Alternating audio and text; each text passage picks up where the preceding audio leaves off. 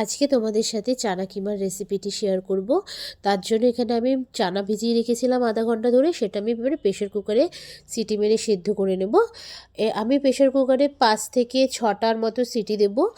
আর অল্প একটু আমি বেকিং সোডাও ইউজ করেছি যাতে চানাটা একটু তাড়াতাড়ি সিদ্ধ হয়ে যায়। 5টা সিটি কিন্তু কমপ্লিট হয়ে গেছে। এবারে চলো একবার চেক করে নেওয়া যাক। এই দেখো চানাটা কিন্তু ভালোই সিদ্ধ হয়ে গেছে। এবারে আমি এটাকে নামিয়ে নেব। কড়াইয়ে সর্ষের তেল দিয়ে দিয়েছি। এবারে এর মধ্যে আমি গরম মশলা ফোড়ন দিয়ে দেবো। এখানে আমি দারচিনি, এলাচ, লবঙ্গ আর একটা তেজপাতা, আর ঝাল যে যেরকম খাবে সেরকম অনুযায়ী দেবে।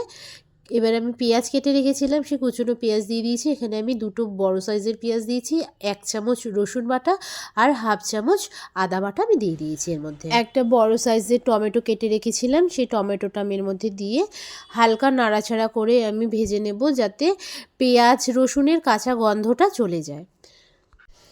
কিছুক্ষণ ভাজা হয়ে গেছে। এরপর আমি 1 চামচ নুন দিয়ে দিলাম এর মধ্যে।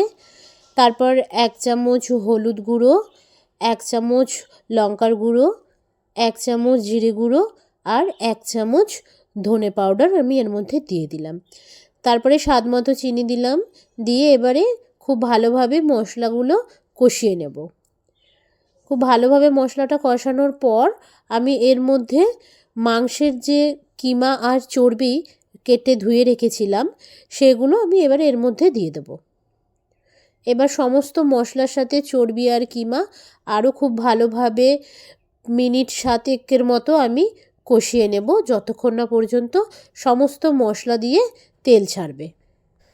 দেখো সুন্দর তেল ছেড়ে দিয়েছে। এবার আমি চানাটাকে দিয়ে খুব ভালোভাবে চানার সাথে মশলাটাকে মিক্স করে নেব। আর মিনিট 5 মতো আমি আবার এটাকে ফুটতে দেব। তার জন্য আমি ছোট গ্লাসের 2 গ্লাসের মতো জল দিয়েছি। যে যেরকম গ্রেভি খাবে সেরকম অনুযায়ী জলটা দেবে। আমি বেশি ঝোল রাখিনি বলে আমি 2 গ্লাস জল দিয়ে এটাকে ঢেকে দিয়েছি 5 মিনিটের জন্য। 5 মিনিট হয়ে গেছে। চলো 5 মিনিট পর তোমাদেরকে দেখাই।